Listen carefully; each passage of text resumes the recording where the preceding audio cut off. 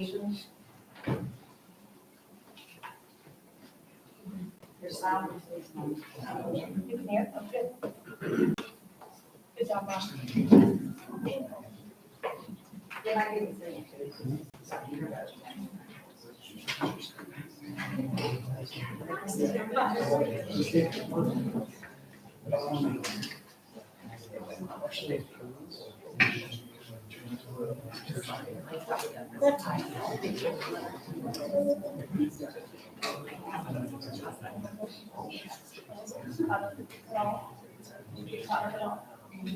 Last 2 days, today I.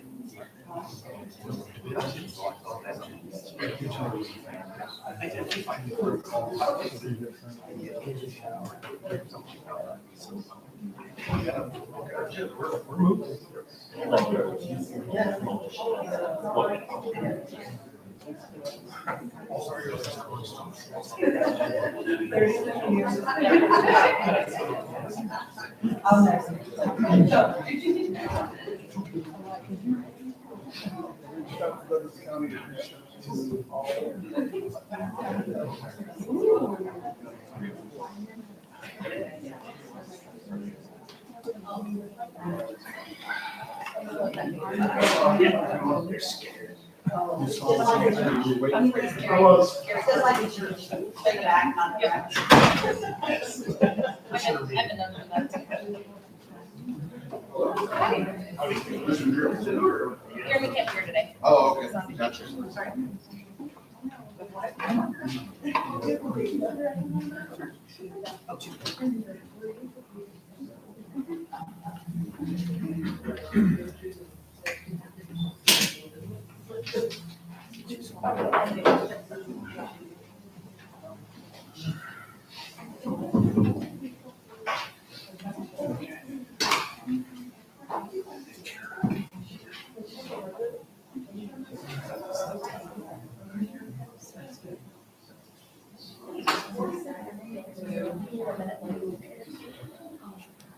I think so.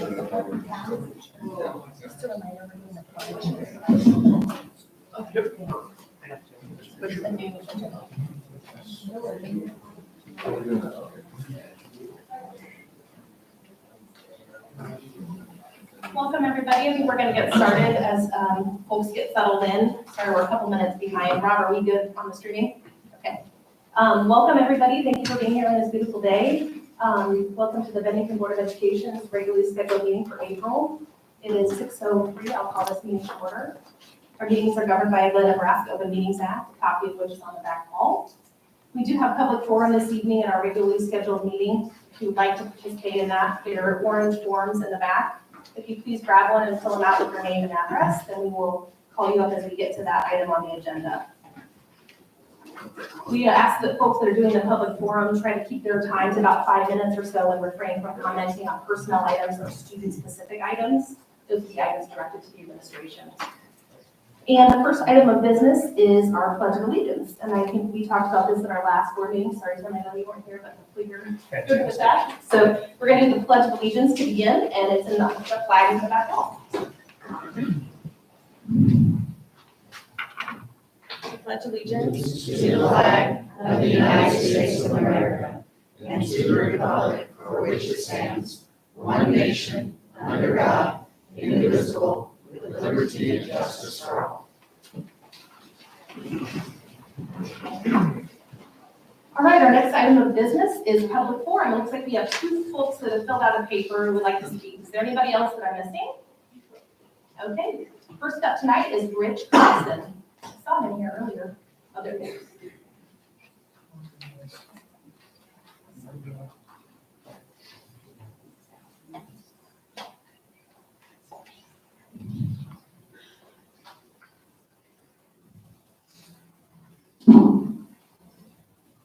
My name is Rich Carlson, and I live at 10420 North 189th Avenue, Bennington, Nebraska, 68007. First thing I'd like to discuss, I want to thank 2 of the board members for about maybe 3-4 weeks or a couple months ago when I brought up the safety concern of the yellow arms on the front of the bumpers, which is a swing arm, so the child will be further out, a little bit easier to see. I do realize that it's probably not a law that they have to have it. They have the mirrors and whatever. I do feel personally that I think it's an added deal for what expense it is, but that's your job to review it all. But you, two of you were very nice to get back with me and said you would look at it. I'm not rushing it. I just want to thank you. The next thing I have, and then you'll have to tell me if it's personal or not. I read the article in the World Herald yesterday on property tax plan has a lot of pieces. Have you folks read it and then also I was hoping there would be a little explanation or what the update is on what the laws are doing in Lincoln. Nothing happens in this state unless you go through the unicameral. We do have an agenda item, Rich, later on, a lobbyist report, and Mrs. Plucker will be here from Lincoln. So we will have an opportunity to ask questions, but we have all been following that for many months now, and I did see the article. And you have the authority to ask questions, but we don't have the authority. So it's kind of like going to school without asking the teacher, could you give me a little bit of knowledge so I could learn a little bit more? So there was a couple things in that article that I just didn't quite understand, and I wanted to kind of have it educate me. Because I am a voter. That's all I'm asking. President Sabrowski. Rich, I'd be happy to sit down. But you've been very good in the past too. You are very happy to sit down. I hear you. Well, I'm always happy to sit down, but I'd be happy to sit down with you and discuss Yes. the plans that are being discussed down in the Union County. Thank you. So, on behalf of the board, if that's okay, I'd be happy to sit down and arrange a time with you. Thank you very much. And then I guess it's personal. I gave you the percent of how much I pay for school taxes, so being that's personal, I can't say it, but it's public record. So if you want to look up what I'm paying in taxes for school, do the percentage, it surprise you what percent I'm paying. Thanks, Rich.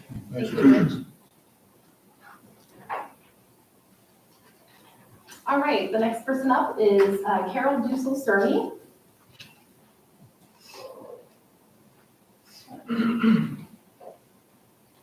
Welcome, thank you for coming tonight. I just wanted to start out, I wanted to comment last meeting, it seems like it's been a long time ago. I listened to the public forum and also the administration talking about how we track the, like kids who don't go to school here. And I know we're full and we don't have opt-in and all that, but I think Tracy had suggested, but I thought it was a good idea to, if we ask the questions as to why people aren't leaving, take that extra time. I don't know that there's anything wrong, but it might show patterns or might show problems, and I think we could be an even better district if we ask people why they don't want to be here, because we know a lot of people do want to be here, so that might, in my opinion, that would be worth our time. I want to say thanks, I'm going to try and read this so I stay on track. I want to say thanks for getting the agenda items out. I know that's administration or whoever, but it's really nice to be able to look at them, and then it's a little easier to ask maybe some questions that'll get answered versus we're a month or two behind the time, so thank you. I noticed, I looked through the financial stuff, because I guess that's my first area of interest. And I see line items where it says revised budget, but they're always blank. Now, maybe we didn't revise the budget, I don't know how that works, but it would be kind of interesting to see that, and I don't know, when they're putting the information out there, it could be informative. I love the detail on the monthly expenditure report, but man, is it long. It also has the revised budget and percentage of budget. It would be, again, I don't know why it's there. It's got an unencumbered balance. Maybe that's kind of the same. Just wondered if there's a way to print, keep the detail there, but also maybe print a summary one so people can look and say, oh, this is the total wages, but oh, there's nothing weird there. If they want to, they can dig into the detail, but maybe a little bit of a summary might be kind of nice. Not required, just I did notice a couple things in the special building fund. Of course, that's in my mind where the big bucks are, or it looks like the big bucks. The land acquisition, it says, was $7,027,000. I was thinking it was under 6, and I'm guessing that's closing costs, but I don't know how that works with bond issue. So, or it could be that my memory isn't good. But I was thinking that was under 7 when I was at a meeting. I also noticed that it gave detail for like, in that same fund, professional services, furnitures, fixtures, equipment, all that stuff for the new schools, and I thought that was really helpful and informative. I'm still curious on an old question of mine, that why we pay money out of nutrition services fund for that stuff. I haven't quite figured that one out, but I did like the detail that was in there. And then my last just kind of request, again, nothing's bad. But I always like to look through the checks that we're writing to see, what we're writing for. Again, it's the finance part of me. It would be, I look at them sometimes and go, oh, I don't think it's, I'm not saying that it's wrong, but I wonder why we're paying that. So I just threw out a couple examples. So like when we approve them, maybe there's something that's kind of, might make somebody go, oh, I wonder what that is. They kind of mentioned some of those, and I'll just give some examples. Again, not saying any of these are wrong or shouldn't have been done.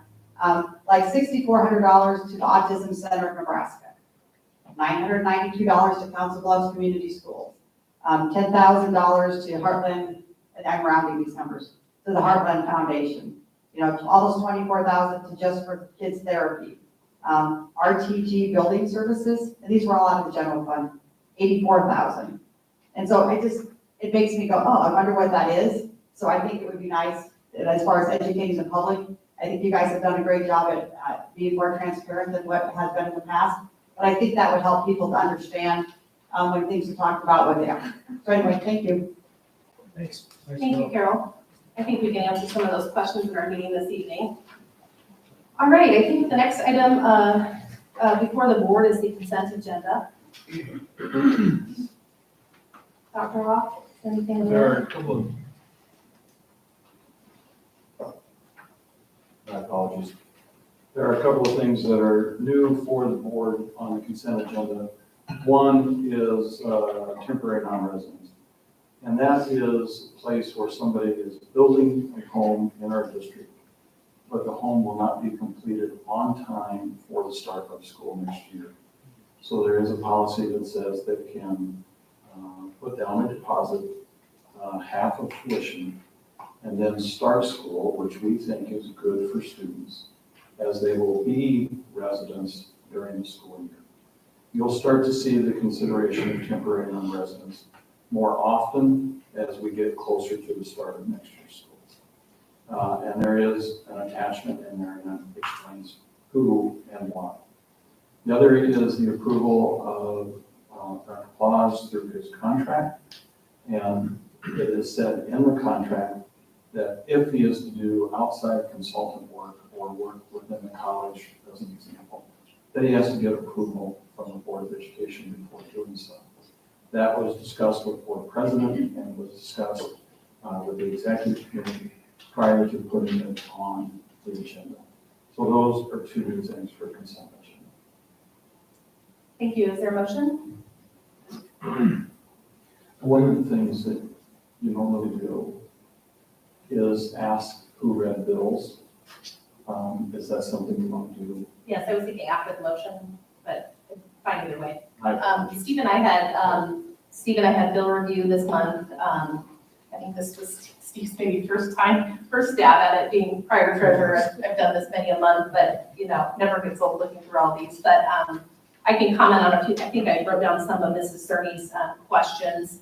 I can comment right away. The RTG Services is the cleaning company, which provides cleaning services throughout all of our buildings, and have done a really nice job. We've been able to keep them on staff, which I know had been an issue in the past with some other items. So pleased to say that. And I think a couple of the other items might be something for Mrs. Fagan to meet with Mrs. Cerny about. We outsource some certain services to students, and so those were a bulk of her questions, I believe. That is correct. The Council Bluffs School District Autism Center, those were a few that ring a bell from my memory. So Yes. I reviewed those. I'm comfortable with those costs. I have no issues. Steve, did you have anything you wanted to mention? Being my first time and getting into the system. Not to put you on the spot. At 4:15, Yeah. so, yeah, it was, it's definitely an eye opener, and, so Lynn spent some considerable amount of time with me this afternoon, so I appreciate that.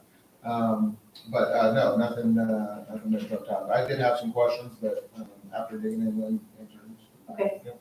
it's nice we rotate when everybody got a chance to at least see what comes through, and then obviously Jeremy typically does that, he's not able to be. Well, and I will, just for the public's sake, so like Genesis Health Plus, right, we spent $7,620.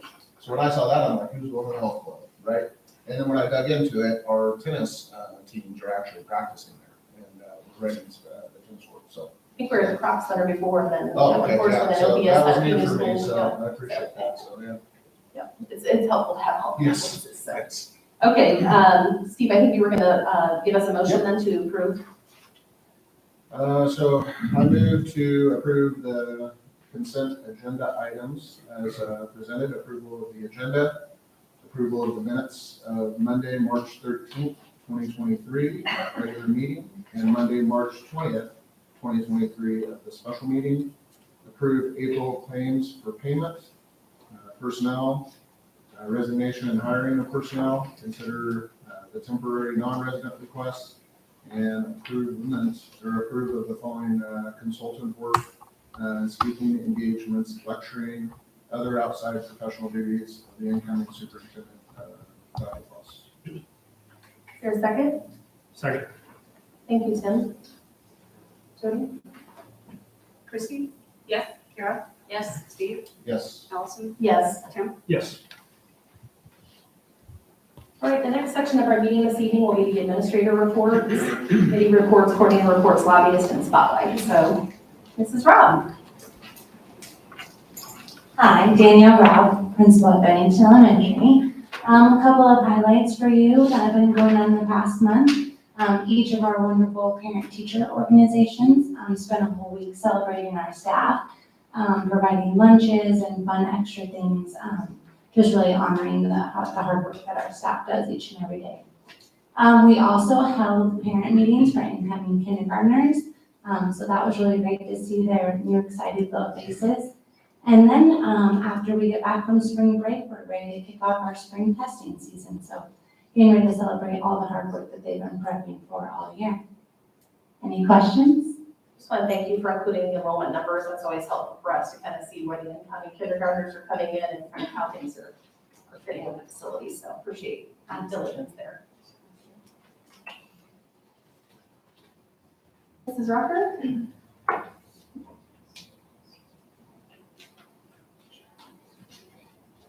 Good evening, Renee Rucker, Bennington Middle School. We also want to thank our PTO. They brought things in every week throughout March. They had a wonderful theme about middle school rocks at both buildings. So we had coffee bus on last week, which was amazing. We had lunches, breakfast, and we just really appreciate all that our PTO does for us. We do want to highlight Extra 6 is starting, so it's almost the end of the school year.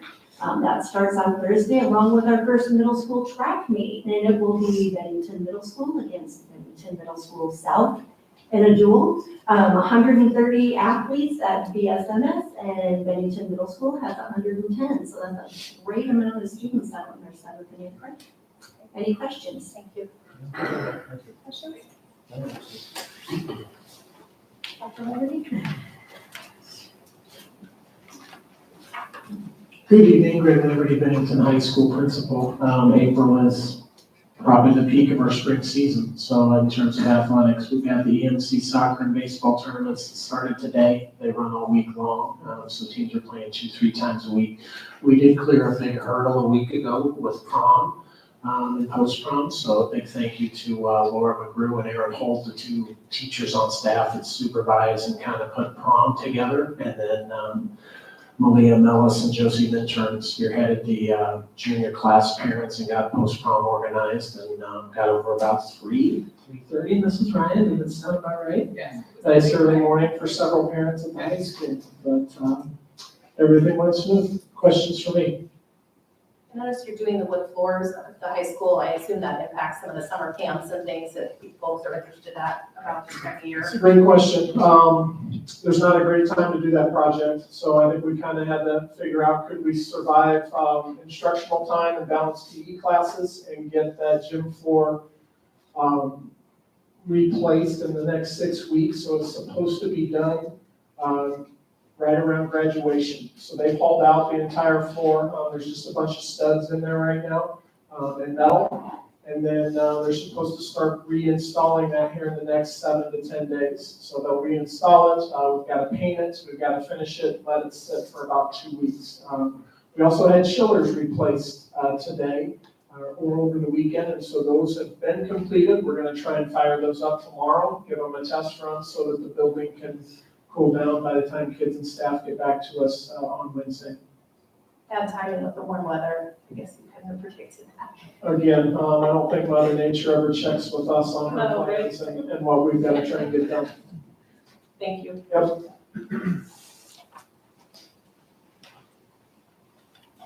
Mrs. Fagan. Hi, Whitney Fagan, Director of Student Services. So I provided you guys with our spring snapshot of kind of where our numbers are for special ed. You will see in the bottom row of that column, that number will change next year because it goes by the October 1st child count. And we have a lot of students between October and March when I pull these numbers. So that's why our numbers in percent look pretty high, but the state goes by that October 1st count. These numbers also don't include our birth to 5, so we have an additional 109 students in the birth to 5 programming that we serve also. Do you have any questions? Oh, that was helpful though. Thank you.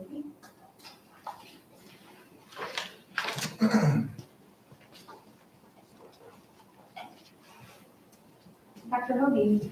Good evening, Dee Hovey, Assistant Superintendent, CIA.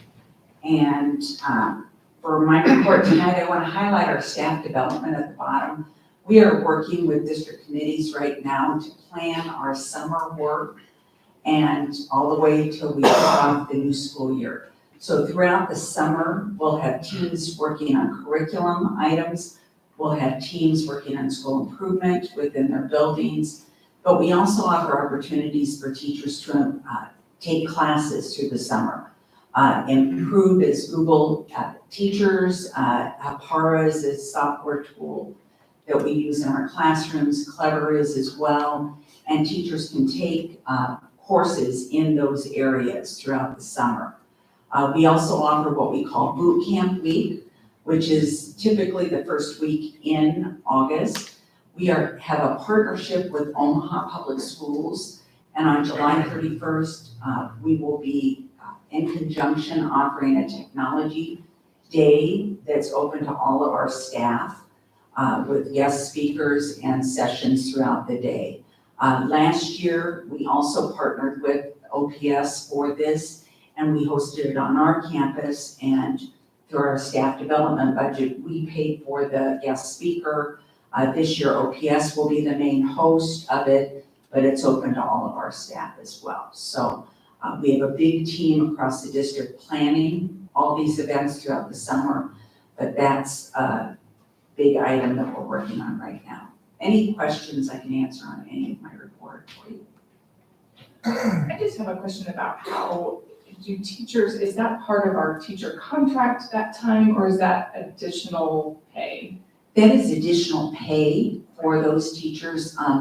We do set aside what we call tip grants, and so it can either be curriculum work that they're doing or innovation projects. And so we have a budget. Much of that money is Title II funds that we reserve for this time for teacher improvement. Thank you. You're welcome. Just a quick question on summer school. How is staffing looking for summer school this year? At this point, we are still inviting some of our new staff, and so it appears as though we will fill all of our spots. We're still getting students returning their RSVPs from parents, and so we don't have every spot filled for students yet, but we're working on that. And will that be in 2 buildings this year? We will be in 2 elementary buildings, 1 middle school and 1 high school. Thank you. Thank you.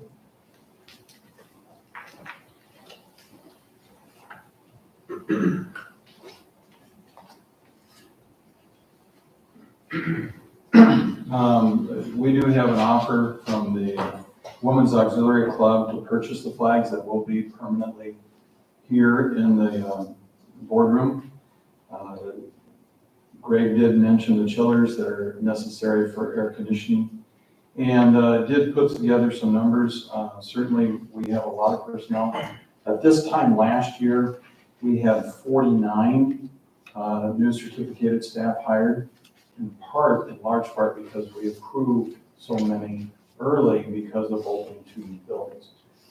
We do not believe we're behind, but if you look at the numbers, there's a discrepancy between last year and this year because of those 2 new buildings opening up. And there are many other things within the superintendent notes. I do want to make mention that I want to thank the sponsors that just completed the trip to Washington, D.C. Abby Fitzgerald does a tremendous job of organizing that event, getting up early on Wednesday, flying out, and then getting home late on Saturday. It was a real joy for me to be a part of that. It's amazing that you can get on a bus at 7 and never get back to your hotel at 9:30 and pack as much as you can into that.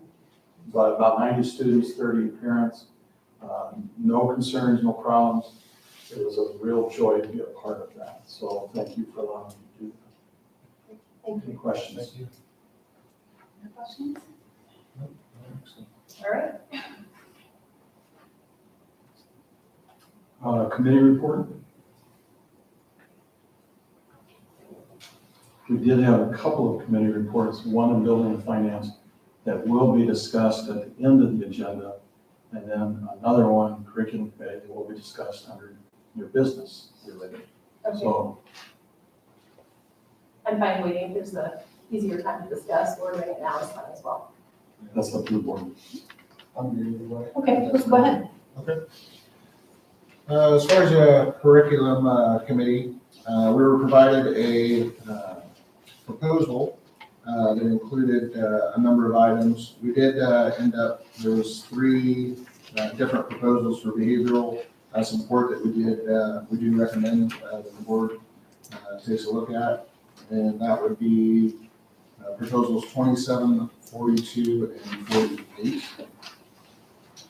One of the things on the item that we did mention that we would like to see happen is we requested that the program's expectations, goals, and the criteria of the program, that they measure that for the impact that it has on the upcoming school year for 2023-24 school year.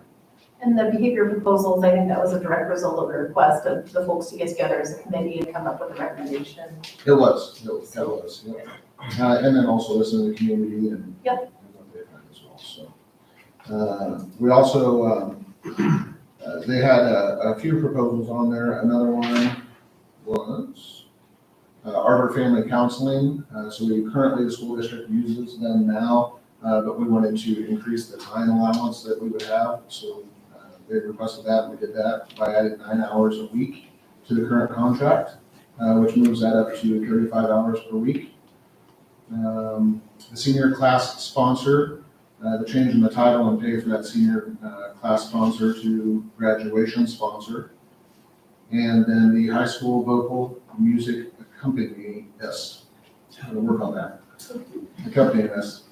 And then also adding a full-time accompanist. So, yeah. All right.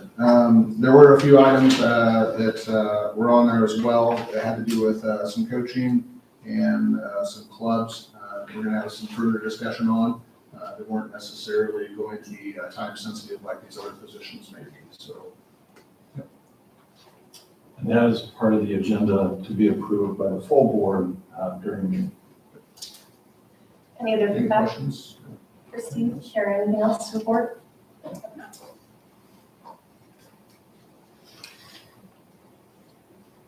Mrs. Watsbaum, is she here? She is. She wouldn't miss it. Becky? No, you're gonna go with that one. I'll start it, excuse me. Hello, Tracy Watsbaum, Nutrition Services Coordinator. Can everybody hear me okay? How close to me? Thank you for letting me be here tonight. Tonight I'm going to talk to you about our nutrition services program and also propose meal prices for the 23-24 school year.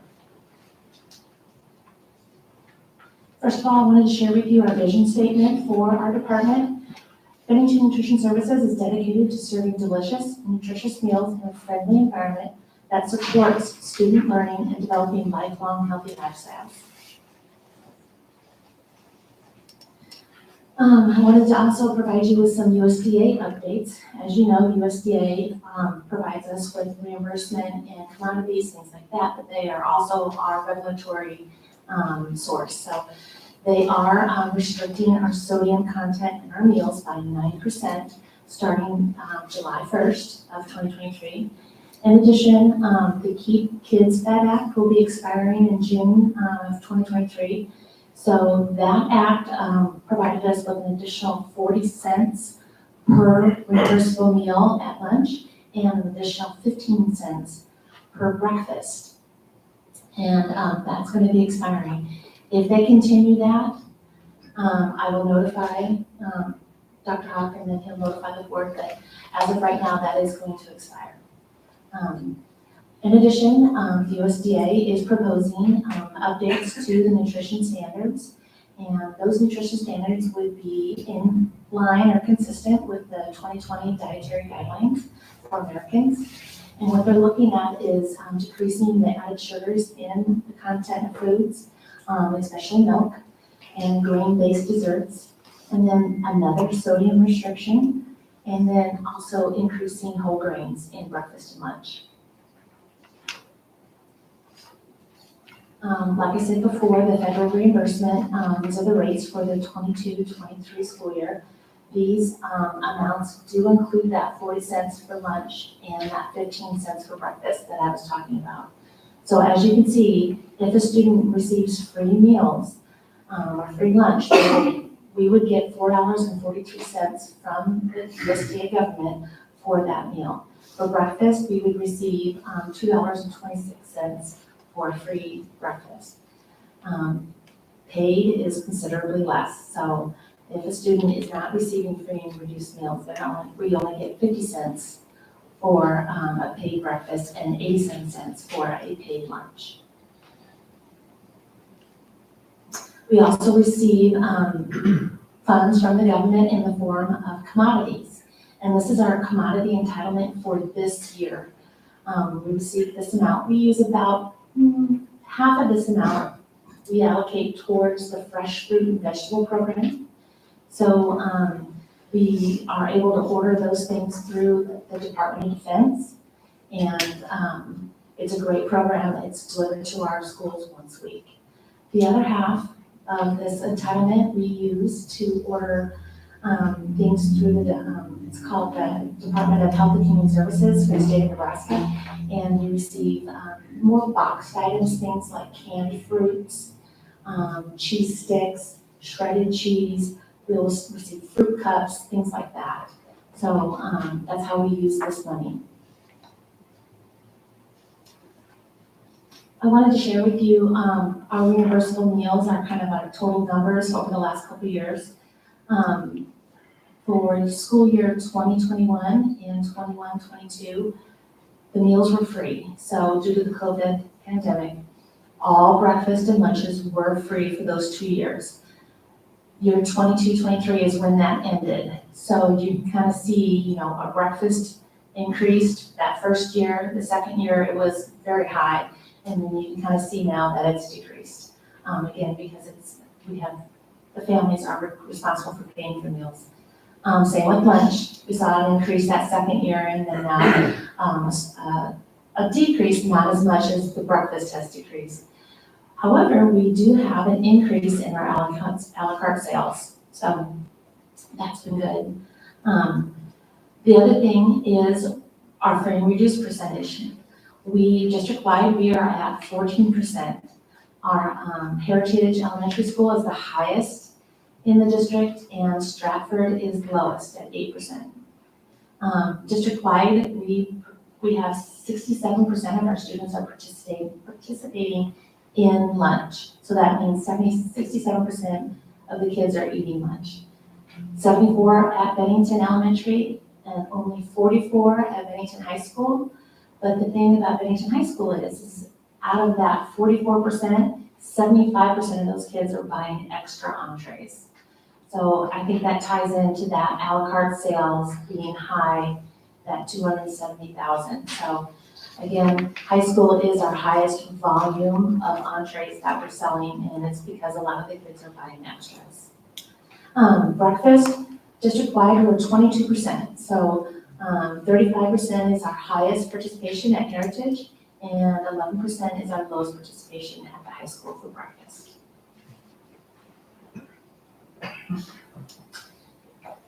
So in preparing for proposing meal prices for next year, I did a meal comparison of local school districts. In fact, it was 18 local school districts. And consistently, Bennington school meal prices are lower than the average of the schools in this area. The difference is we're about 11 cents lower than the average for elementary breakfast and 16 cents lower for the middle school and high school. For lunch, we're 21 cents lower than the elementary average and 17 cents for middle school and 22 cents for the high school.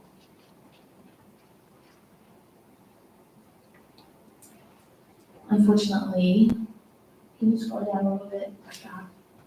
Certainly. So here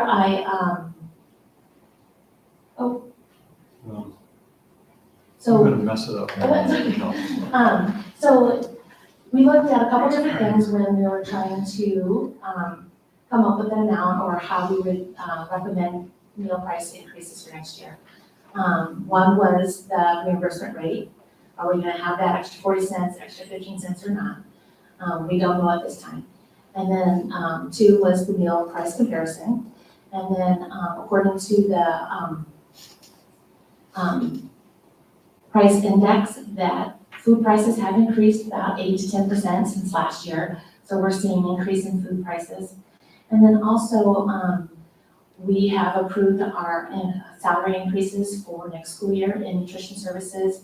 The salary budget is going to increase about 4.3%.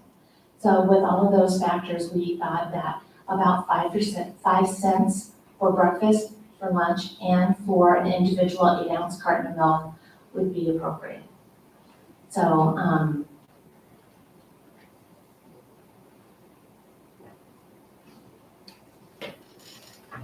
the USDA does require us to follow procurement regulations. We have bids for our 4 large vendors. We have a bid contract with Highland Dairy Foods for all of our milk and our dairy products. A bid with Rotella's, Italian Bakery. They provide all of our fresh baked breads. Our largest bid is with Performance Food Service, and that is our primary vendor. They provide all of our products, groceries, and our paper products. And then the last one is with Cintas, and they provide linen services. So they provide us with clean towels and aprons.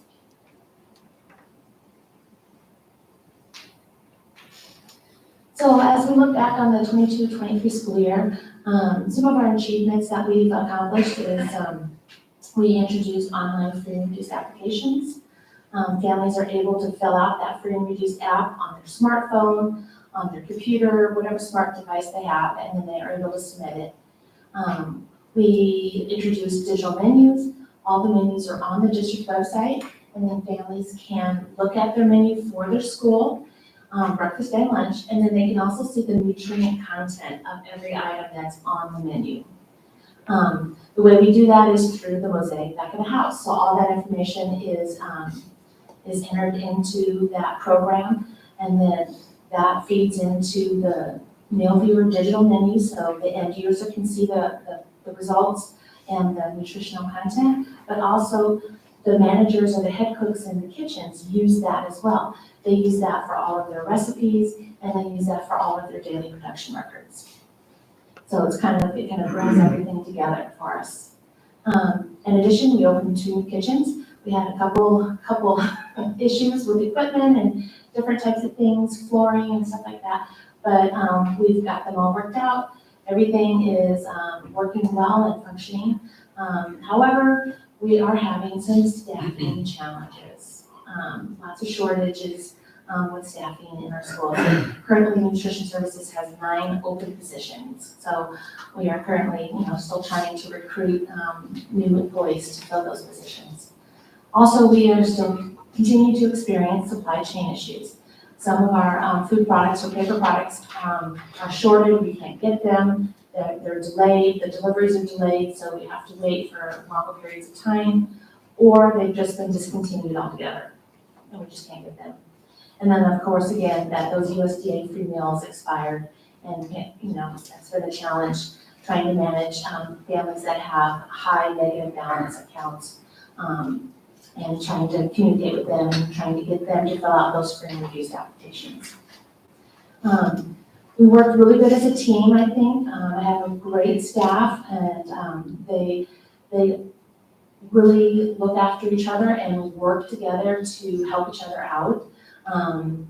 They share staffing if we need to, if someone is really short in one building, they'll help each other out, send somebody from another building.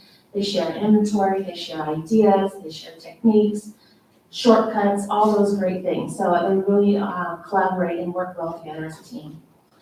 We were able to come up with some new recipes, especially at breakfast time, and some new menus for those mostly high school students.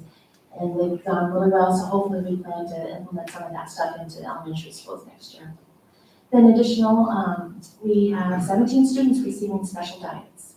And a special diet means that they're not able to eat from the regular menu. Their physician has filled out a meal accommodation form, and they have accommodations for whether they might have a disease, or they have a food allergy, or something like that. So we are providing special meals for 17 students.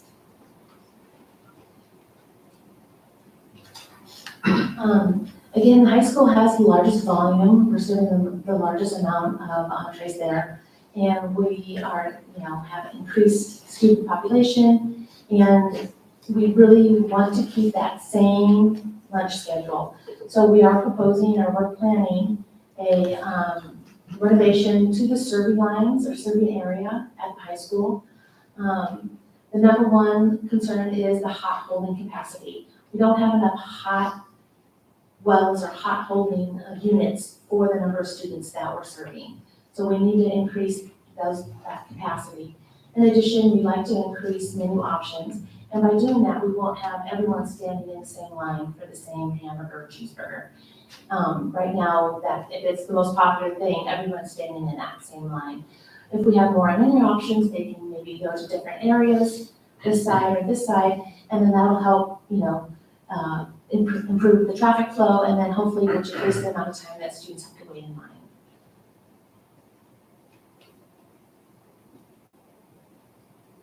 Again, I just wanted to kind of emphasize that we have a great team. I think they work really well together. Very fortunate to have such hardworking, fun to be with staff. So just to highlight each one, Roxanne's at Anchor Point, Pat is at Bennington Elementary, Carla's at Heritage, Emily's at Pine Creek, Janet is at Stratford, Reggie's with us at the middle school, Angela's at Bennington South, and Leah is at high school.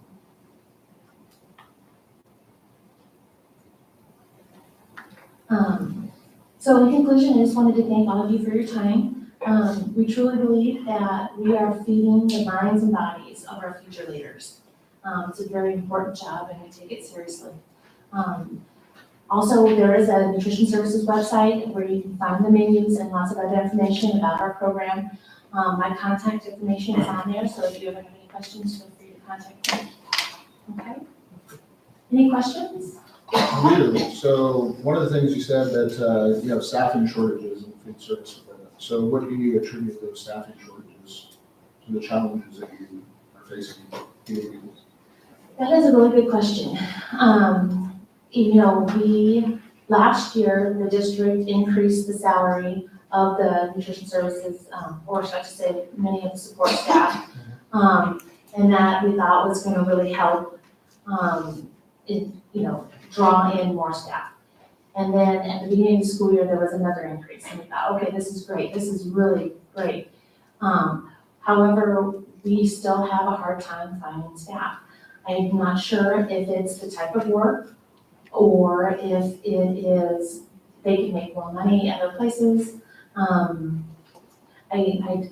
That's a good question. I'm not quite sure why it is so hard. I do know that other departments are having similar problems, but I'm not sure exactly why we're having such a hard time. Are we able to look into to see what other people are making in other districts as far as that? Yes, I believe so. I can't talk to that. Dr. Blum, Yeah, Okay. we run a comparability study with more like schools in the metropolitan area to make sure that we're competitive with wages. And as Tracy said, we increased prices a year ago in February, and then wages, and then we increased wages for all our classified staff at the beginning of the year. And I believe the last board meeting, we approved for a wage increase as well. I think one of the things that we can attribute to having some more difficulty this year is we opened up 2 new buildings. So we took 6 buildings of food service staff, and we have spread it out over 8 buildings, tried to go hire more staff in order to support those 2 buildings, but with 2 new buildings opening, that's become more of a hurdle than we anticipated when we opened up this building. We just had a hard time keeping staff. And the food staff is like, correct me if I'm wrong, they're more of like a part-time position versus more. Yeah, So we have 4-hour positions positions, and 6.5. right? And then the head cook is 7.5. So are we, when we did our study, we're competitive or at the high level then compared to other school districts our size? Or where are we at? Again, we've been using arrays, and we're within the array of where we're at as far as what we're paying people. Okay. Different districts do it different ways though as well. So they'll hire cooks that also drive bus. And so instead of 4-hour staff, now they're an 8-hour staff, and benefits come along with that, right? And so there's different ways to look at that. Though I wouldn't say those districts have had more success or less success. When I go to our MOG HR meetings, consistently we're all struggling, and we're all competing for the same pool. Right. And so it's been difficult. Okay. Thank you. Yeah. Thank you. I did have a question as well, and if you need to get this information, let us know. I'm just curious as to what the outstanding unpaid debt totals. District-wide, we're over 13,000. Thank you. So, yeah. At the beginning of the year, we were closer to 7,500, but now we're Do you feel it is more people can't afford it, or people aren't paying attention to the notifications that you're sending out and getting online and taking care of it, or you don't know?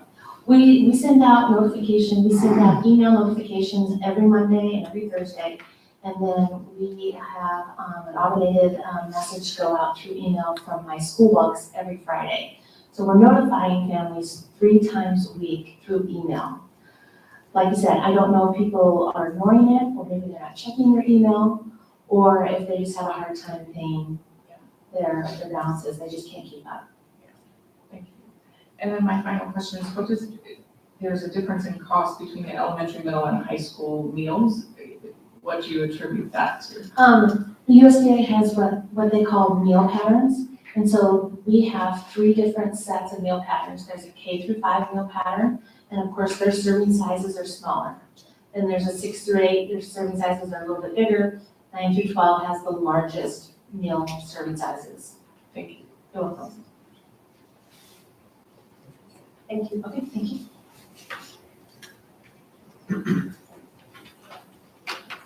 The next item on our agenda is the lobbyist report. Mrs. Plucker, if I walk in. We missed our public forum, but we did have some questions related to the Omaha World Herald article on the property tax that was recently in the paper. So I know folks are interested in what you have to say tonight. I think everyone has that, but I think I have it up on It's, the board for you. oh, okay, perfect. Thank you for your report. It was very informative Yes. and a critical thing that I think every board member needs to understand, so. Well, and it's a confusing time at the legislature because it's that time of the session where with all-day debate, at this time, normally bills would be frequently moving and amendments are fast-paced. Right now, we're in a very big slowdown, which has been the headline of every article and news report. But we've managed to have a process by which the bills that are moving are being added to. So it's called a Christmas tree bill. And so you'll have, I'll just start with the the headline. Speaker has said, because of all the filibusters, there's probably 21 bills that are gonna pass total this session, as opposed to a couple hundred. So what senators have taken to, and certainly committee chairs are saying, okay, we're gonna take every one of those 21 bills and add 20 bills to them, so 20 times 20. But what that causes is tension, and you gotta be on your toes, and even though everything's slow, there's fast-paced activity, and that, oh my gosh, I just heard the committee's adding this bill, I gotta run over there, no, we can't have that bill, we wanna add this bill. So a lot of jockeying behind the scenes, a lot of lobby activity with lobbyists pushing their bills to either take them out or put them in the package. So you'll start to see in the next coming days, big priority packages. One is coming from education. Thank you, Dr. Hawk. That is just, and that list has been added to in the last 8 hours. There's probably 13 more bills that are potential going in this big education package. That education package will most likely be voted out tomorrow or Wednesday. So I can give a more minute by minute update as that occurs. I certainly will to Dr. Hawk about which bills are going in there. But it'll be day 59 when we start again tomorrow. We took 4 days off with the Easter break. We definitely needed it. There was a shocker at the end of last week. One senator resigned with really no notice to folks who are working down there. She's running for mayor of Lincoln, wants to concentrate on that race, which has about 3.5 weeks to go.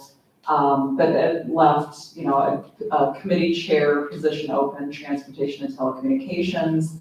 And within a matter of hours, there was a new replacement by Governor Pillen, Carolyn Bozen, who's a Columbus native, a former prosecutor in Lancaster County, and she will be the new senator for District 25. So we're all looking forward to getting to know her. There will be, as I'm hearing, a new election for a new chair of transportation and telecommunications. That's going to take a while. That will be an interruption of the filibuster. And then this week is every night, Tuesday, Wednesday, and Thursday will be late nights. We'll go until probably 11 or 11:30 p.m. And tomorrow we're doing the budget bills, which have to be done, so good. I'm glad we're focusing on those for the next day. And then Wednesday will be LB 626, which is the abortion bill, which will again now slow things way back down again. That will take up the entire day and into the evening. So when we look at what's happened for education bills, the report's a little confusing just because this is what's happening. It's confusing. Let's start with the easy one. On page 2, LB 298, a Senator Linehan bill about dyslexia was passed from select to final reading, so that's just about done.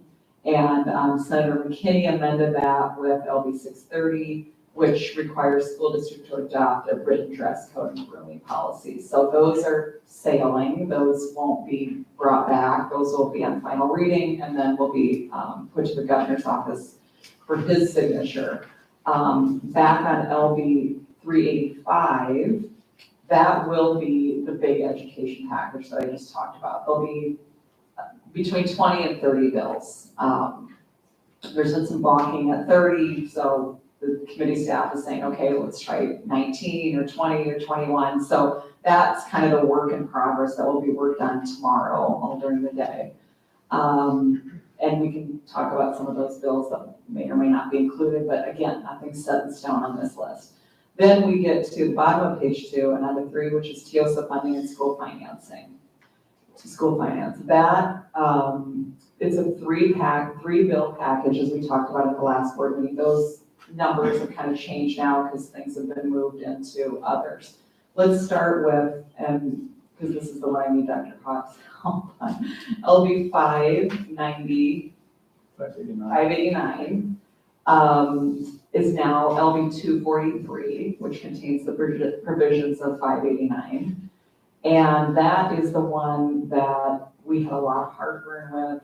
We spent many hours on. It's the property tax relief, it's the capping it's a different calculation of, your base growth and, to go beyond that, you need a supermajority of the board. That was negotiated up to the last days, I would say, maybe even hours. And thankfully, there was an amendment put on there for growing districts. Some were calling it the Bennington Amendment. I don't know that we wanted to take that much credit for it, but it really was, Dr. Hawk pointing out the absolute issues that we would have with a growth cap, our cap in spending when we are building new schools, new high schools, new elementary. So we're grateful, I think, that at least was put on there. But, these financing bills have the votes. They're going to be passed in some form or fashion. And it just became imperative that we negotiate it to the extent that it's something we can live with and that isn't gonna hurt the district in a big way. So do you want to add to that about the calculation? I never knew that I should have taken economics and accounting as a lawyer, but I should have. Note taken. No, the update in the middle there is what was changed. It used to be one of three ways, and that is you got a 3% growth, which is across the state, or you got a percentage of your actual student growth, or you, as a board, could vote at 5%. What was changed was the word or to and. So 3% plus 70% of our growth, which at 7% is between 4 and 5. Plus, if the board approves by a 5-1 vote or greater, 5%. That you can see, just take round numbers, 5 plus 5 plus 3, you're at 13% growth. Our revenue this year does not exceed that. So we think we're going to be okay, but there is some language that still needs to be clarified, i.e. where do you get the growth? Is it formula students? Is it actual students? i.e. is it all the revenue, which is other actual receipts, which, as you know, accumulate during the year, and there's no way you can estimate that at the beginning of your budget. So there's still a lot to be identified and defined in that. But as we see, and has been pointed out to the board, we could gain through the 80% of reimbursement for special education, approximately 1.7 million, but we could lose 2 million with the cap. So we would have a net loss of about 300,000. Now that is based on previous years because we don't have enough information, or nobody has enough information moving forward to next year.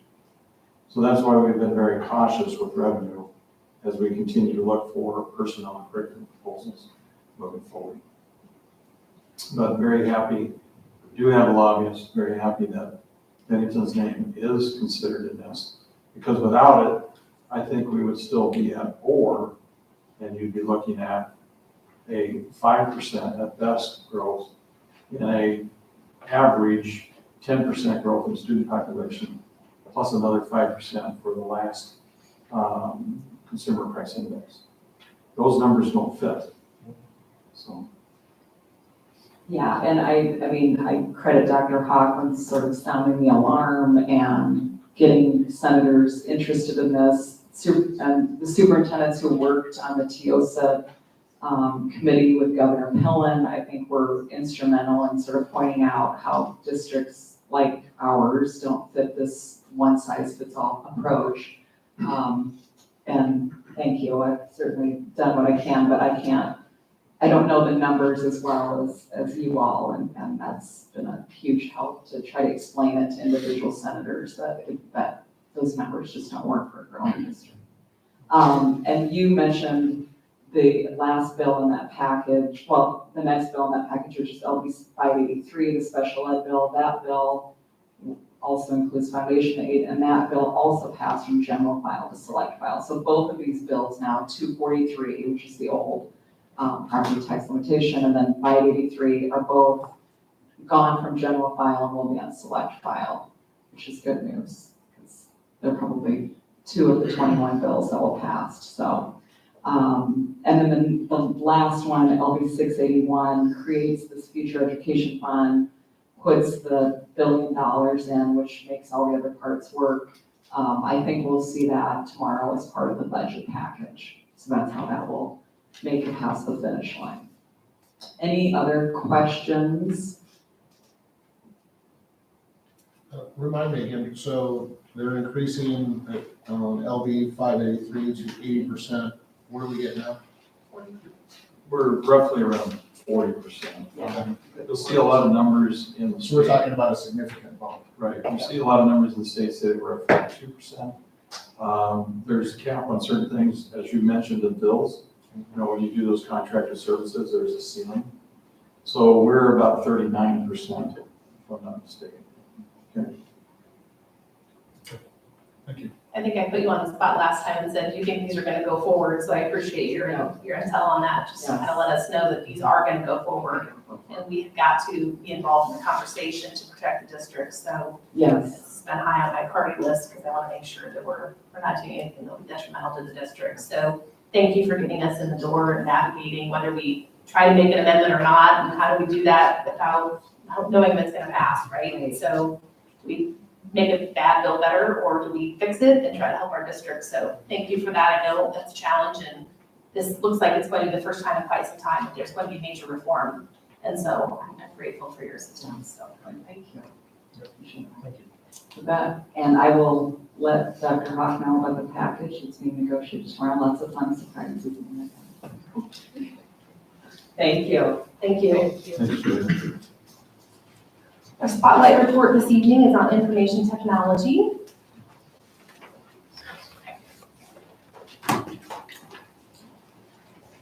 Dr. Hovey. Good evening again. That's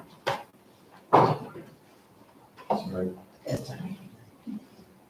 So I had hoped at this time that we'd have lots more work completed under information technology for you. But some things are still in process, but to bring you up to date, information technology, we usually lump all the computer stuff together in there. And we have lots of things that are mandated.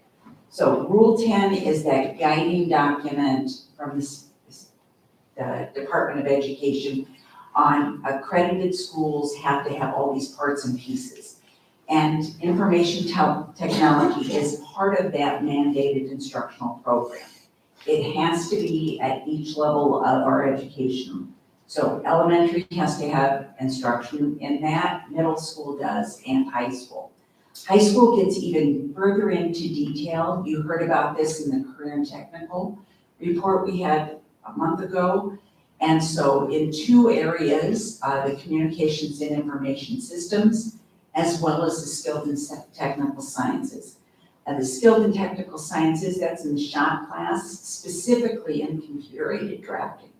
So that's where computers can be linked into our high school program. Another piece that's required as part of information technology is digital citizenship.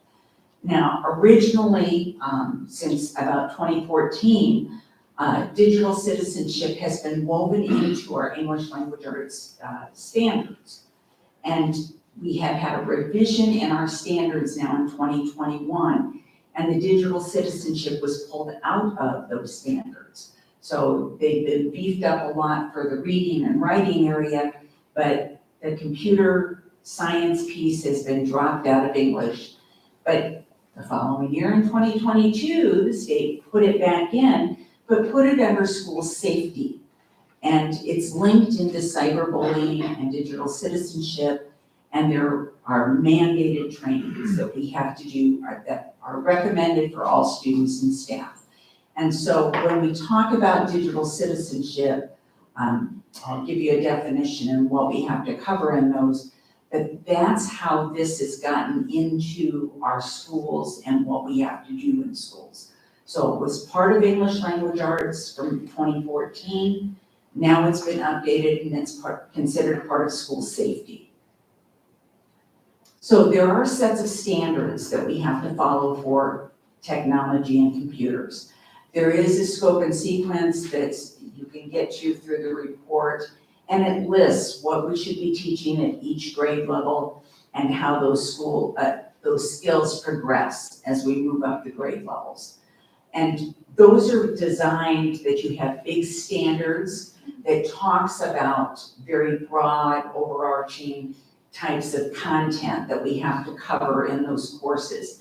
And then it finds it down into smaller bites that are called indicators below that, what kids should be able to know and be able to do to meet those standards. And they offer those specific to the courses that are tied to the high school program. So in the elementary and middle school, they don't really have standards. They have a list of skills that's called a scope and sequence for the elementary through middle school. And then in the high school, these standards are specifically tied to courses. All right, our elementary program is administered through our library media specialist. That is part of the instruction that kids get each week with the librarians. And with those technology skills, we have a scope and sequence that our district has used for a number of years. We've hit our 8-year cycle, so we're working on revising this to match the updated pieces from the state. So part of it is technology skills and part of it is digital citizenship. How do you behave when you're online? What is good safety practices? And the other big piece that we covered with our librarians in our elementary is our 21st century skills. And there's two of the big areas in our 21st century skills that we cover. We have learning and innovation skills, and you'll see those listed there: creativity, critical thinking, communicating, collaborating. And all of those have been tied into a grade level project. So each grade level, kindergarten through 5th grade, does a project with the librarian, with their teacher, that involves technology. And all of those pieces are tied into that project. There are also information technology skills, which is information literacy. How do you choose the right information? When you do a Google search, are you getting the best information or is it false? So we're working with kids to know how to search and to use good resources.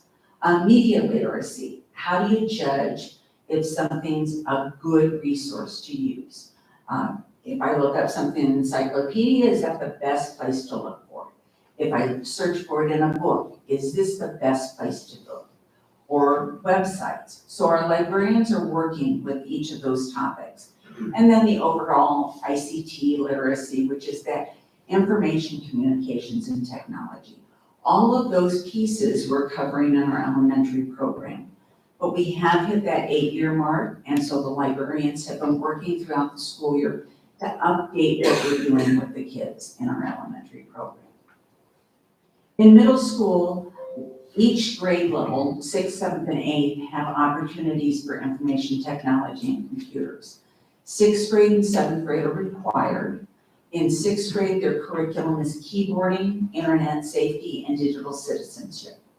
In 7th grade, they focus on office products, Word, Excel, PowerPoint, and the Google tools that we use on our Chromebooks. And then as 8th graders, they get to make choices for their exploratory courses. Those 6 weeks Hexers, they get to choose what they're taking. And the courses right now that we're offering for those middle school 8th graders are digital design, graphic design, and actually a coding class. So that's how we're covering that K through 8 program. Now, this new Computer Science and Technology Education Act that is passed in 2022, our business teachers talked to you about that during the career and technical ed presentation we did. This is a new graduation requirement across the state of Nebraska. It's not a big issue for Bennington. We have had this in place for about 15 to 20 years already. The kids have to take a computer class to graduate. So our challenge now is to change it from an information technology course into meet the new requirements of this new act so that we hit all of those pieces the knowledge and skills regarding computer literacy, educational technology, digital citizenship, information tech, and computer science. So we have to get all of those pieces in. And then to make sure that we expand what we're doing in the elementary and middle to get the computer science piece in. So computer science seems to be the biggest element that the state inserted into this because it's such a growing field, and the legislature really believes that they needed to mandate so that we have a great, well-prepared future workforce. So you'll see that this really is computing systems and hardware and software design, applications programming, so it's really a lot bigger and broader, more in-depth than we have done prior. So this is our big leap in expanding our curriculum. The other 4 pieces of the bill that talk about what we have to cover, I feel good that we've been doing for our kids all along. Computer literacy, just general use of computers and using different kinds of programs.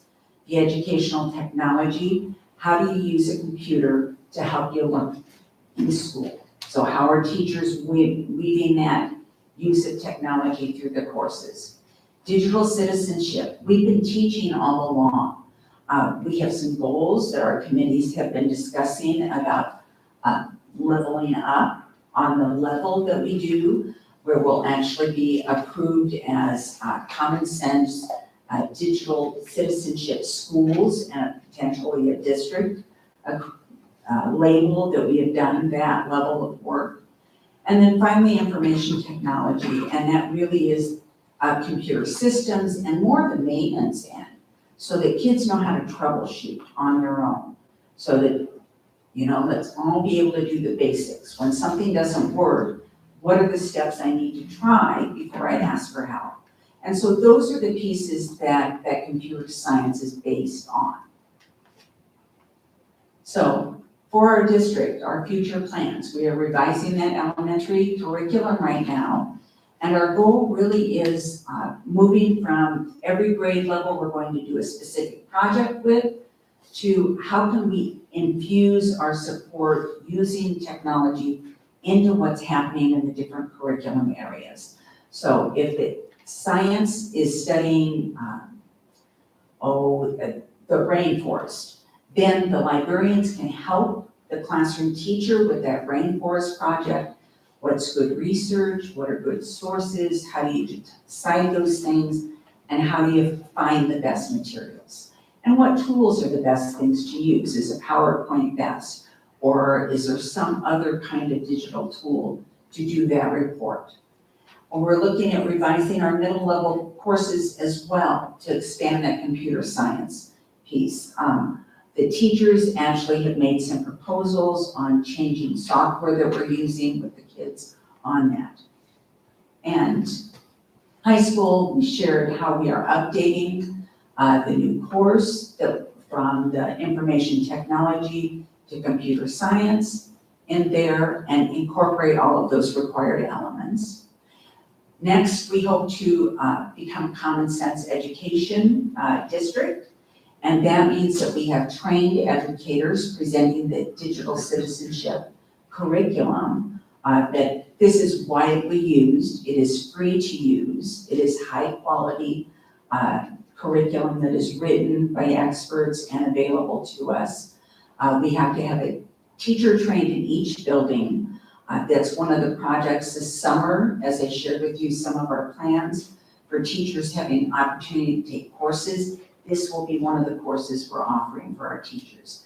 Get your certification done and be ready to use this in our buildings. If we have teachers certified and kids going through the courses and doing the lessons, we can be labeled a common sense education school district based on buildings and our district for that. And then we're also, Rob Uckman is working with me on the discussion of our computer labs still appropriate in our buildings. So at the current time, we've had a computer lab in each building. We have slowly, because of crowding in our elementaries, removed those labs So we have the classroom space, since every student has a Chromebook that's assigned to them to use during the day. But we are really looking at the high school and middle school. Can we redesign that curriculum so that kids can use their Chromebook? There are some places that's possible. There are other places it's not. For example, the computer-aided drafting. That is such a heavy, demanding program that won't run on a Chromebook for kids. So we need a lab available for them. Some of the photojournalism that we do, that needs a more advanced computer lab. So we can't run that on their Chromebooks. So some of those labs we're evaluating right now. So we may be able to reduce the number of computer labs across the district while continuing to teach those skills and expand those. So these are kind of the future plans of what the staff has been working on. Part of it's the technology committee for the district, and we have reps from every grade level as well as every building are part of that committee. The librarian team has been meeting monthly to work on updating curriculum and processes, and we're working with our other teachers as well. So that concludes our report on information technology. Any questions I can answer for you? I do have. Go ahead. So you mentioned the common sense, so what was the label was common sense education Correct. as a school district? So what's that Yes. mean for us? What does that mean? It basically is a badge. It's a flag we can fly, that all of our kids have been trained using this specific curriculum that is recognized nationally as high quality. So, And my question was just as far as the labs, can some of them be converted to mobile labs where they could be used in any space, or for that drafting and design type, is that not possible? It has to be grounded? for that program, it really needs to be grounded because of the multiple screens the kids are using. So some of those we need that, the journalism class, the video journalism class, that requires additional materials and equipment. And so it really does need to be a grounded lab. So it's kind of a mixture of both we're hoping for. Great, thank you very much. Thank you. All right, next item is unfinished business, and we talked about this a little bit previously as part of the committee reports, but curriculum and personnel proposals is the first item. I think Steve alluded to the ones that are being recommended by the committee. Yes, one of the things that we'll go back to that committee meetings, my apologies, and this is what would be in the motion and ready for approval.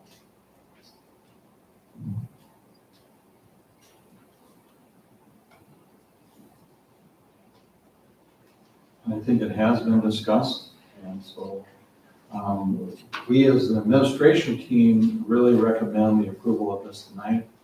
It would be very difficult for personnel as we move forward. A lot of districts, as you know, which is another agenda item this evening, continuation of contracts. If they do that after April 15th, they have not in policy, not written anywhere, but kind of a unwritten rule of May 1st. Anything after May 1st, nobody's going to be let out of their contract. So that does limit your pool to those that do not have a contract moving forward. Again, we make a recommendation that you move forward on this proposal. I appreciate the extra time you guys spent, the administration, and developing the committee to try to figure out a solution on the behavior management. I know there were quite a amount of proposals that were brought forward, and it sounds like the group is in agreement. Anything else from the committee that you want to highlight or part of your discussions? Is there anything from you? Okay. Motion? I move to accept the recommendation by the Curriculum and Americanism Committee and Administration for the 2023-2024 curriculum and personnel modifications and additions as outlined in the March 30, 2023 Curriculum and Americanism Committee report and amending 2023-24 budget. Is there a second? I can second. I All second. right, thank you, Christy. Is there any further discussion? Julie? Allison, Yes. Tim, Yes. Christie, Yes. Kara, Yes. Steve, Yes. Motion passes. The next item is discuss, consider, and take action on the modified calendar. Yes, this is for this year's calendar. As you know, we had 2 snow days. Both of those coincidentally happened on early releases. So we did have a snow day built in that was normally or scheduled for, not normally, scheduled for an in-service. Therefore, students really made up those hours. We're not looking at any deficiencies in hours. We did have the end of school for May 24. We're making a recommendation to do that. However, teachers did not have those days.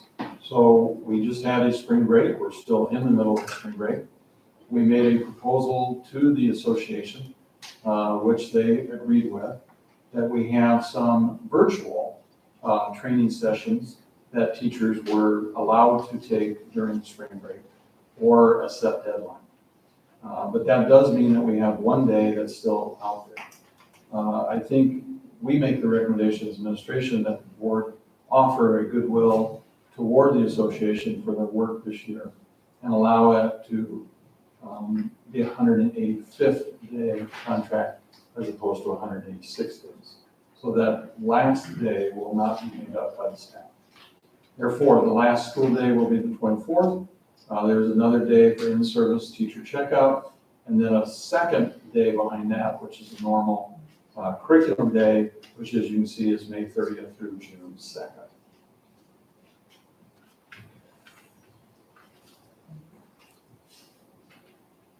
Are there any questions on that discussion item?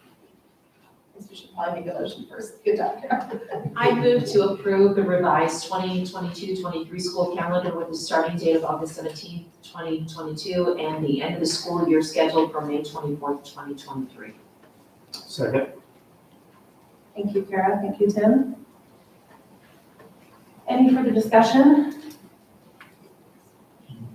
Just had a point of clarification. So the virtual day was essentially permissible work from home. That's correct.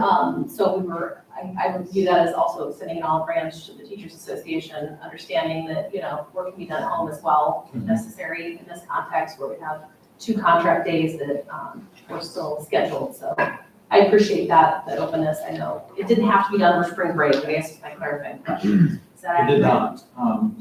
There is a deadline to come up. Dr. Hogan, would you like to speak to this?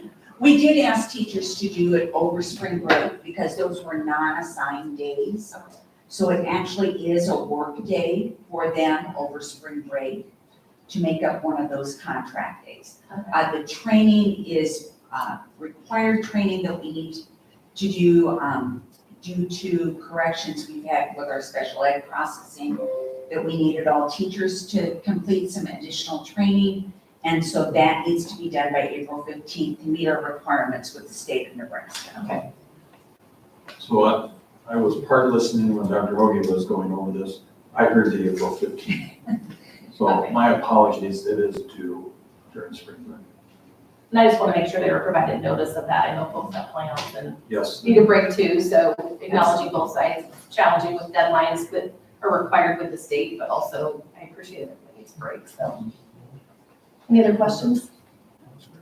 Okay, go to call roll. Steve, Yes. Allison, Yes. Tim, Yes. Christie, Yes. Kara. Yes. All right, motion passes. New business would be, first item would be hot lunch and breakfast prices for next school year. And it's always good that we have that spotlight report, better than me, and to give you that information. So there is a motion, and in general, we are raising meal prices 5 cents. I move to set the 2023-24 prices for student and adult hot lunch and breakfast as presented. Are there any questions or discussion as part of that recommendation? No, a second. Second. Sorry, yes. I'll second. Thank you, Steve.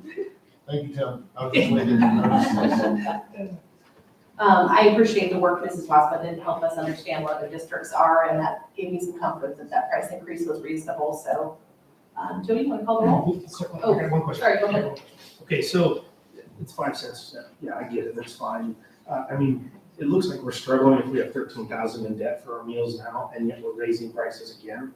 I don't know how we, how we get the 13,000 to make sure we're getting paid and then also increasing. I would really appreciate, I guess, if they could just sign up for the free meals if they can't afford it. It would be great if they would get that done, I suppose. But it just bothers me that we raised, but we still are in debt for the 13,000. Just throwing that 2 cents out there. Okay. Yeah, and I think that's noted, and a lot of that is the à la carte, if you look at it. So those that are in free or reduced lunch do get that meal. Okay. But then they like the extras that go along with that. Sure. And so, as Ms. Watson-Baugh did know, we do notify them. And we have gone to the foundation at times to help with those families that are struggling. So we appreciate the foundation helping in that regard. Sure. So, Thank you. Thank And you. from what I recall during the presentation, we're still, even with the 5% increase, well below. 5 cents. 5 cents, 5%. Well below the average. That is correct. Yeah, correct. Yeah, just to make sure we're. All right, Jody, call the roll. Tim, Yes. Christie, Yes. Kara, Yes. Steve, Yes. Allison, Yes. Motion passes. Next item on the agenda is the summer band program stipend. This is something that we commonly bring up at this time of year. A stipend of $4,000. This is additional lessons.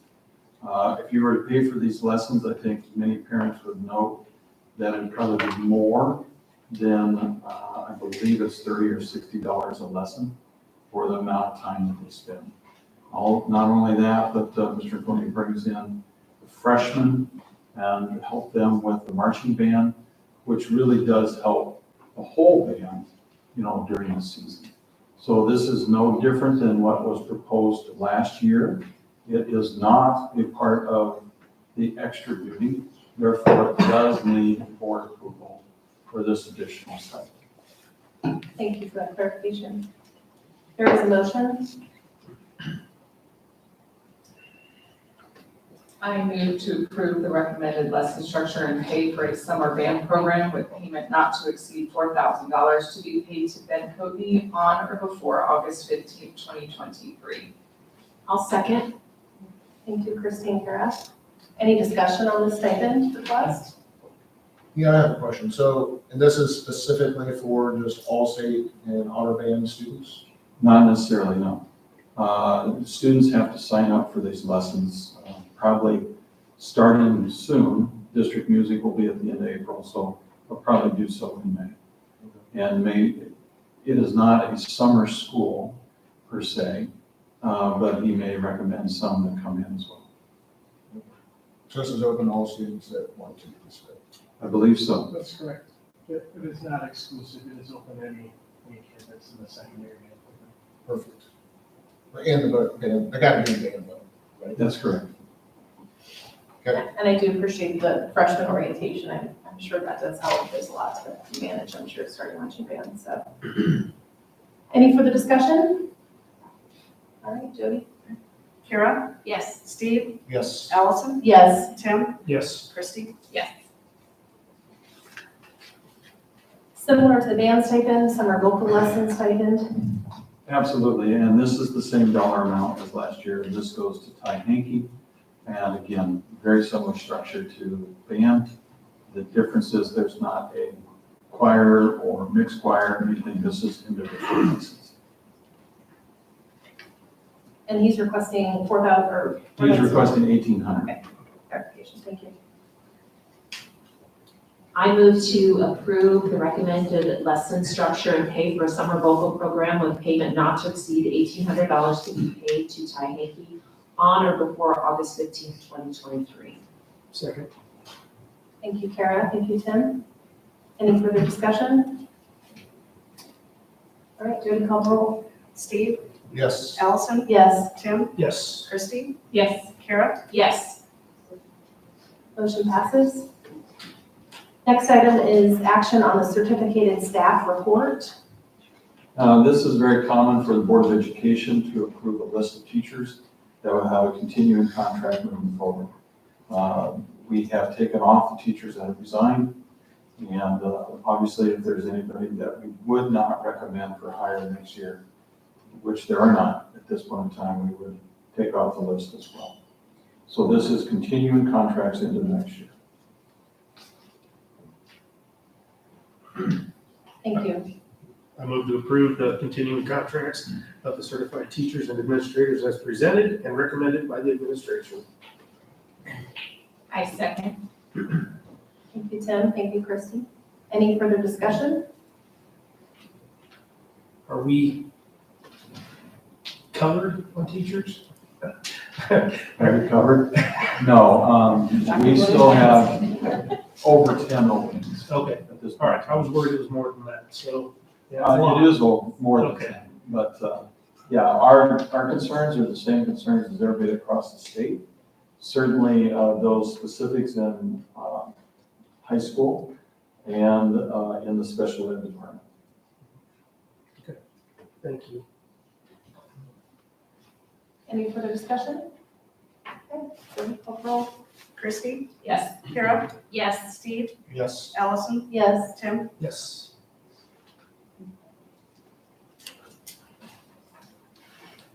all right, the next item is a proposal to go into executive session to discuss administrative compensation. Yes, we make the recommendation to go into executive session to discuss this. The Building and Finance Committee has a recommendation. The full board has not heard or had the opportunity to discuss with the Building and Finance Committee the full recommendation. There will be recommended action after the executive session comes back in.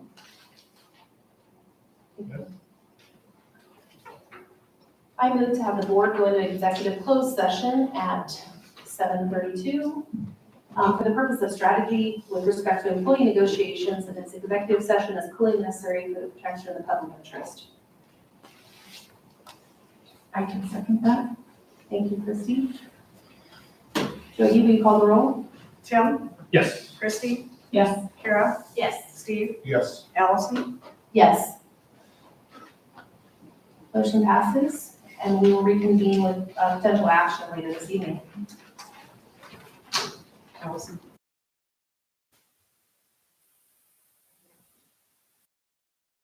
Is to have the board go into executive session for the purpose of a strategy session with respect to employee negotiations, and executive session is fully necessary for the protection of the public interest. Thank you.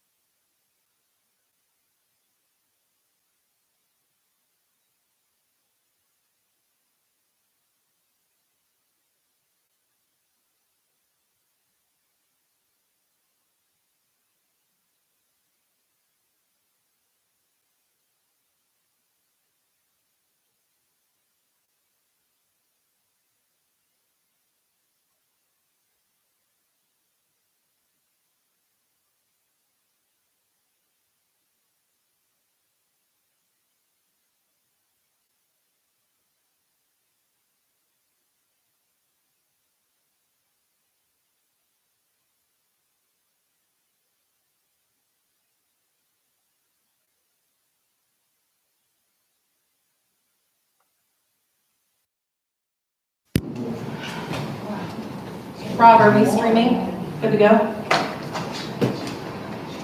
All right, I will call this board back in open session at 8:09 PM with one action item before the board. Is there a motion?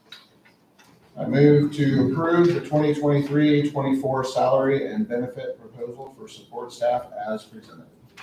Is there a second? I second. Christie? Thank you, Steve. All right, Jody, call the roll. Allison? Yes. Tim? Yes. Christie? Yes. Kara? Yes. Steve? Yes. Motion passes. I will adjourn our meeting for this evening, but before we go, just want to remind folks about the next regularly scheduled board meeting on May 8th. I believe it's already May, at 6 PM. And this board is adjourned. Is there a motion to adjourn? So moved. Second, Jody, call the roll. I'm sorry, who's second? I did. Oh, okay. Thank you. Christie? Yes. Kara? Yes. Steve? Yes. Allison? Yes, Tim? Yes. 8:10? 8:10 PM it is.